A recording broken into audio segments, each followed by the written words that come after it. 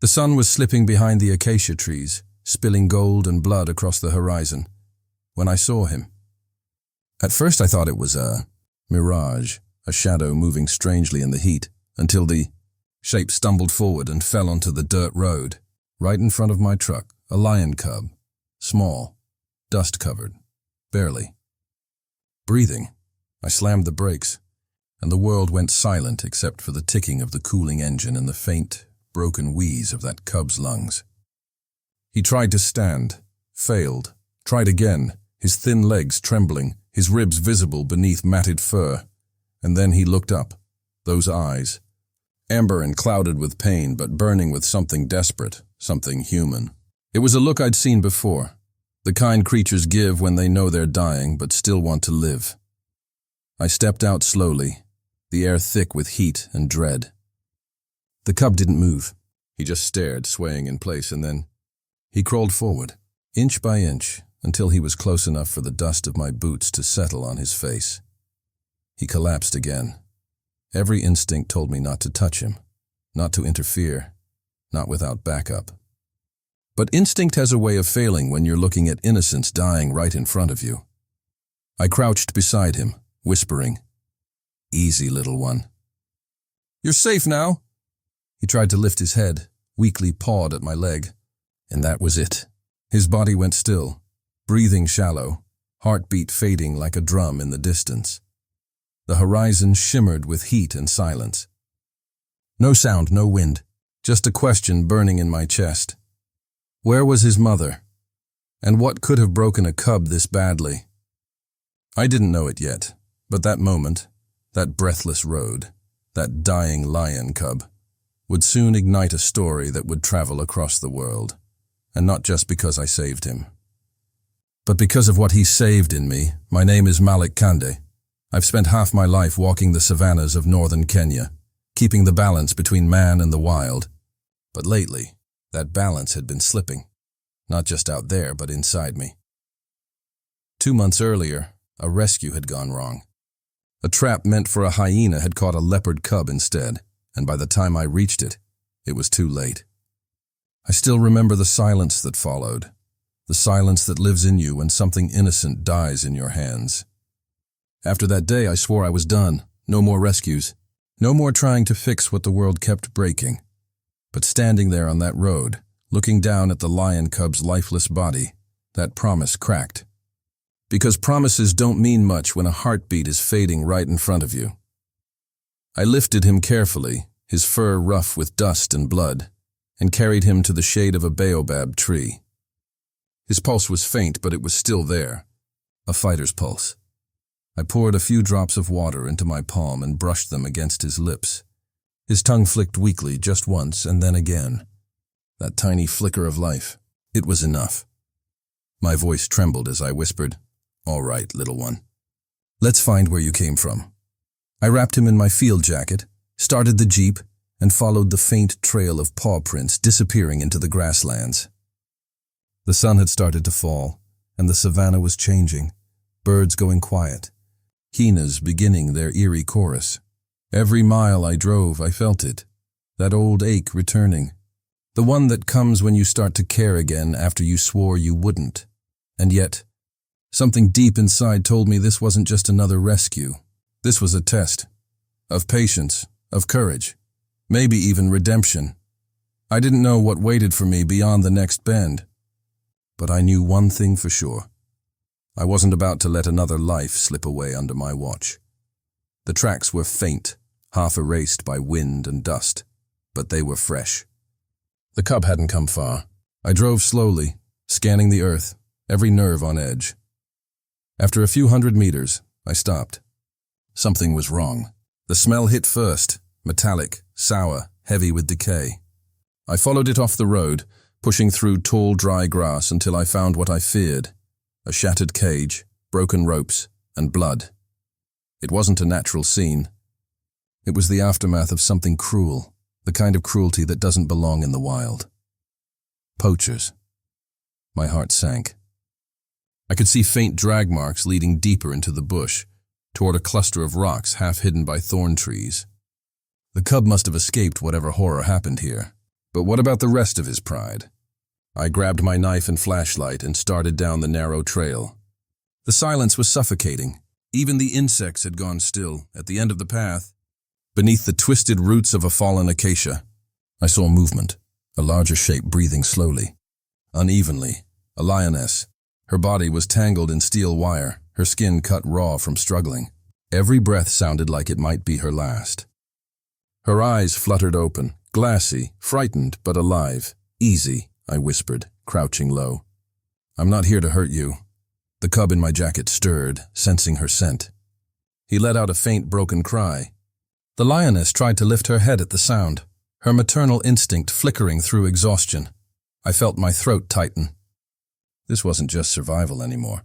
It was family. I checked my radio. Dead signal. The nearest outpost was miles away. If I waited for help, she'd die. I looked at my knife, the wire, the cub, and then at the fading sun above us. There wasn't time to think. There was only one choice left, to act. The lioness growled as I approached, a sound weak yet filled with warning. She didn't know I was trying to help. All she saw was another threat between her and her cub. I took off my jacket and covered her eyes. "Shh, easy girl. You've fought enough." Her breathing quickened, then slowed. I slid the knife's edge beneath the first wire. The metal was thick, biting deep into her flesh. With every movement, she flinched, groaning from pain. I cut slowly, carefully, talking to her the whole time. "Stay with me. You're not done yet. He's waiting." The cub let out another small cry from behind me, high, trembling, desperate. Her ears twitched at the sound. She tried to move, but I pressed a hand gently on her shoulder. "Not yet. I know you want to see him, but not like this." Each wire took longer than the last. Sweat burned in my eyes, my hands shaking from effort and fear. The grass around us whispered with the breath of the wind, a reminder that darkness was closing in fast. By the time the final strand snapped, blood had pooled around her paws. I tossed the wire aside and whispered, "You're free." She didn't move, just stared, half in disbelief, half in exhaustion. Then came a sound that froze my spine, a laugh. Not human, sharper, cracked, echoing through the grass like a taunt. I turned toward the sound. A silhouette moved at the edge of the clearing, then another, and another. Eyes, yellow and glinting, hyenas, 6 of them, drawn by the scent of blood and the promise of an easy kill. The cub whimpered. The lioness tried to rise but collapsed again. I reached for my belt, 1 flare, 1 bullet. That was it. The pack closed in, laughing their terrible laugh. The leader, a scarred brute, stepped closer, saliva hanging from his jaw. I tightened my grip on the rifle. "Not today," I whispered. And in that moment I understood. Fear doesn't vanish in the face of danger. It stands beside courage, hand in hand. I raised the flare gun toward the darkening sky and pulled the trigger. The flare tore through the dusk sky, painting the world in blood-red light. For a second, the hyenas froze, their eyes reflecting crimson fire. Then, instead of retreating, they began to circle tighter. The light hadn't scared them. It had only shown them exactly where we were. The lioness lifted her head and roared, not loud, not strong, but enough to make the cub yelp in recognition. She tried to stand, collapsing halfway, her body trembling from pain. The cub wriggled free from my jacket, tottering toward her. "Stay back!" I shouted, but my voice drowned beneath the rising laughter of the pack. 6 of them now. Their shadows stretched long across the sand. The leader stepped closer, 1 paw at a time, testing my fear. I could smell them now, rank and sour, the stench of hunger. I fired the shotgun into the air. The blast echoed across the valley. They jumped back, then slowly advanced again. That's when I realized it.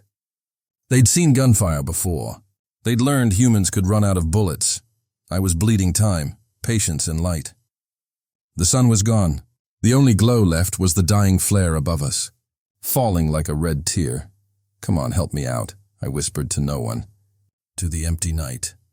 The lioness forced herself upright again, shaking, unsteady, but defiant. She planted herself between the cub and the hyenas, her tail lashing weakly, her roar broken but brave. I felt something burn in my chest, something raw, ancient. I stepped beside her, rifle raised, ready to die with them if I had to. And then, just as the alpha crouched to spring, I heard it, a faint vibration beneath the earth. Engines, headlights cut through the dark. Help was coming. But would it be in time? The sound of the engines was still far, swallowed by the wind, but it gave me seconds, just seconds.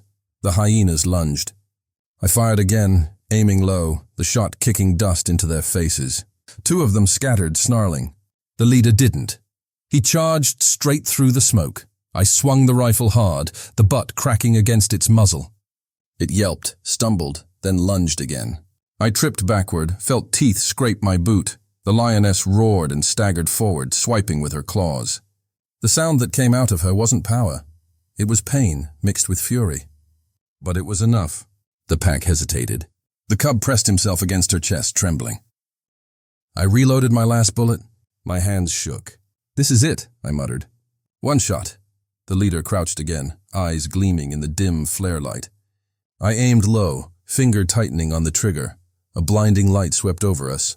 The roar of engines grew louder. Trucks, 2 of them, Rangers. The first hyena broke off, then another.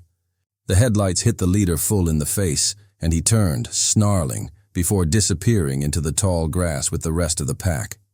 I fell to my knees, gasping. My ears rang. The lioness was still standing, swaying like a ghost of herself. Then she crumpled to the ground. "Hold on," I whispered, crawling to her side. Her chest rose, fell, then stilled. "No," I breathed, pressing my hand to her neck. There, faint, but still there, a pulse. The Rangers jumped out, shouting orders. One of them, Quasi, my old partner, ran toward me. "Malik, you're bleeding!" "I'm fine," I said, though the blood wasn't mine. "Help her." They moved fast, wrapping the lioness in a net, giving her water, sedating her carefully. The cub refused to leave her side, growling at anyone who came near.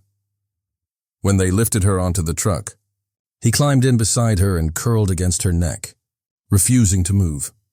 I stood there in the headlights, covered in dust, sweat, and disbelief.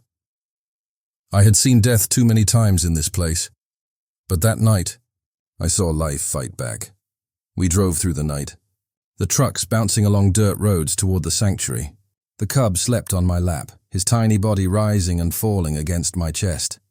I could still hear the lioness's slow breathing in the truck ahead, shallow but steady. Quasi kept glancing back from the driver's seat. "You really did it this time, brother," he said. "You should have waited for backup." I smiled weakly. If I'd waited, they'd both be dead. He nodded, saying nothing more. The rest of the ride was quiet, just the hum of the engine and the whisper of night wind through the open windows. At dawn, we reached the facility. The team worked like surgeons, saline drips, antibiotics, careful hands. I stood outside the pen, too exhausted to move, watching as they cleaned her wounds and stitched the deep gashes along her flank. Hours later, Quasi walked out, wiping his hands. "She's a fighter," he said. "A few weeks and she'll be walking again." "And the cub?" I asked. He grinned. "Already ate half a bottle of milk." "You've made a friend." I laughed softly, the kind of laugh that feels like breathing after being underwater. When they carried the cub to his enclosure, he refused to let go of my sleeve. His paw stayed hooked there until I sat beside him, and only then did he curl up, eyes closing. I stayed there for hours, watching him sleep, listening to the rhythmic breath of a creature that should have been gone. That night, one of the younger caretakers came to me. "Sir," she said quietly, "the footage from your body cam went online. People all over the world are sharing it." I blinked, confused. "What footage?" "The cub," she said. "The rescue. It's everywhere. I didn't know it yet, but by sunrise, millions would be watching that video. The moment a stranger risked his life for a dying lion cub. And for reasons I still don't understand, it made people believe again, in kindness, in courage, in something simple and good. Weeks passed. The lioness regained her strength, the cub growing faster than anyone expected. The scars on her body healed, but the bond between them, and somehow, between us, stayed unbroken. Every morning I'd find him pressed against the fence, waiting, He'd rumble a low greeting, that tiny chest puffed with pride, as if to say, "I remember you." One morning, Kwesi joined me. "We're releasing them today," he said. I looked at the pair in the holding pen, mother and son side by side, eyes bright, bodies healthy. "They're ready," I whispered. When the gates opened, the lioness stepped out first. The cub hesitated, turning to look back at me. For a long moment, he just stood there, wild mane catching the morning light. Then he trotted forward, brushing his side against my leg before running after her. Kwesi laughed. He said goodbye. "Or thank you," I said quietly. The two disappeared into the golden grass, their shapes melting into the horizon. For a long time I stood there, empty and full at the same time. A few weeks later, a ranger sent me a photo, a grainy image from a distant camera trap. It showed a lioness and a young male cub drinking at a watering hole. The cub had grown stronger, his mane beginning to show. Beneath the photo, Kwesi had written only 3 words. "They made it." I smiled. For the first time in years, I felt peace. I still drive that same road sometimes. The one where I found him. It's quiet now. No traps, no scars on the earth, just the whisper of wind through tall grass. Sometimes I imagine him out there, full-grown, proud, watching from a distance. And I like to think he remembers. People call me a hero. I'm not. I just didn't look away when it would have been easier to keep driving. The truth is that cub saved me long before I saved him. He reminded me that compassion isn't weakness.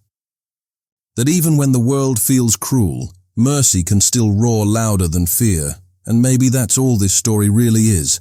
A reminder that courage doesn't always come with a gun or a badge.